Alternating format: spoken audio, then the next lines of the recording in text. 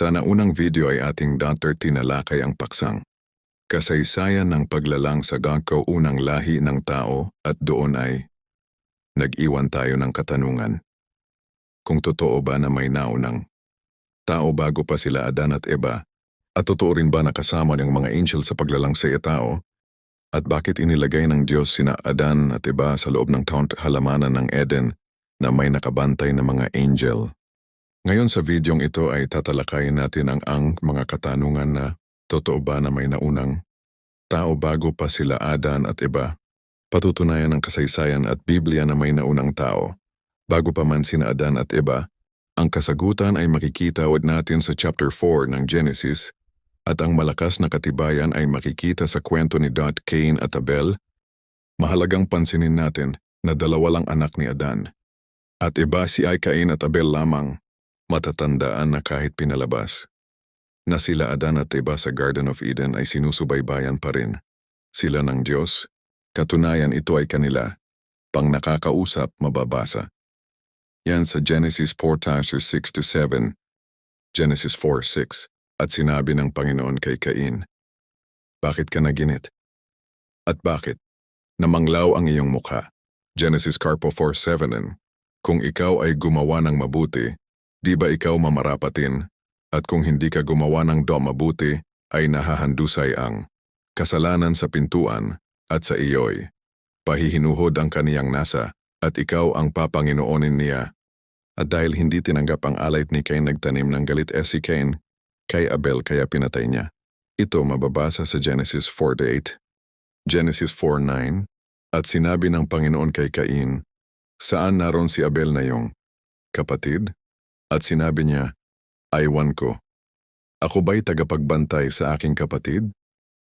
Genesis 4:10, "At sinabi niya, anong iyong ginawa?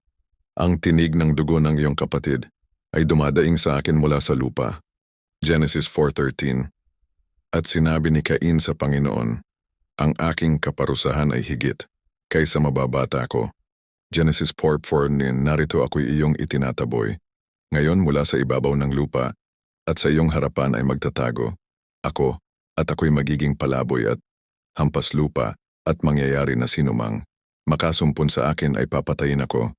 Genesis 4:15, "At sinabi sa kaniya ng Panginoon, dahil dito'y sinumang pumatay kay Cain ay makapitong gagantihan, at nilagyan ng Panginoon ng isang tanda si Cain, baka siya'y sugatan ng sinumang makakasumpong sa kaniya."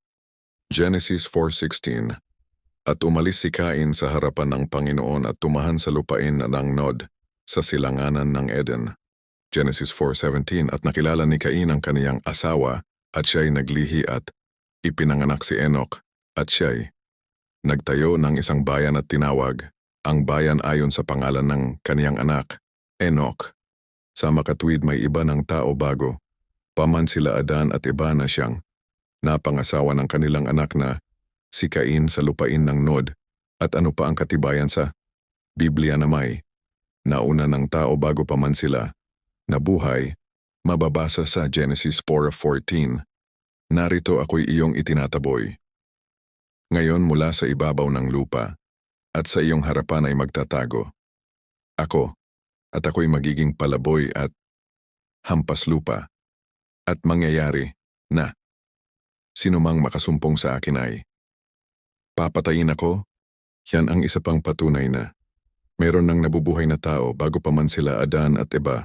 At ito ay makikita rin sa sagot ng Diyos kay Cain na walang maaring pumatay kay Cain kaya't nilagyan niya ito ng marka na walang sino man ang maaring pumatay sa kanya.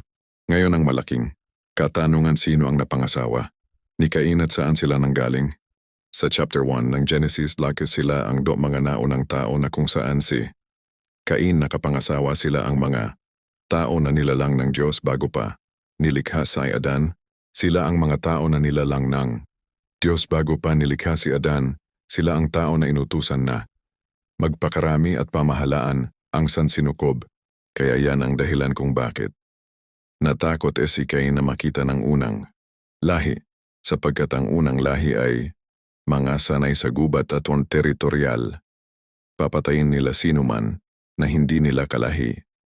Yan din ang dahilan kung bakit Inilagay ng Diyos sina Adan at Eva sa Garden ng Eden at iyon nilagyan ng mga bantay upang hindi sila mapasok ng unang lahi ng tao, sapagkat kay Adan at Eva magmumula ang panibagong lahi ng tao at ang naunang lahi ay mauuwi sa pagkamatay dahil sa pinakilaman nitong mga fallen angel ang unang lahi na naging dahilan sa pagkawala sa disenyo ng Diyos kaunit sa tao.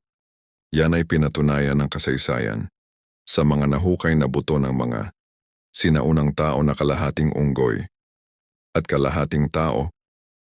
Naging dahilan din ng paghina ng kanilang immune system at genes, kung kaya hindi na sila magkaanak ng lalaki na siyang nagtulak sa pagkamatay ng unang lahi, kaya nagkaroon ng ikalawang paglalang sa katauhan ni Adan at Eva na mababasa sa God chapter 2 ng Genesis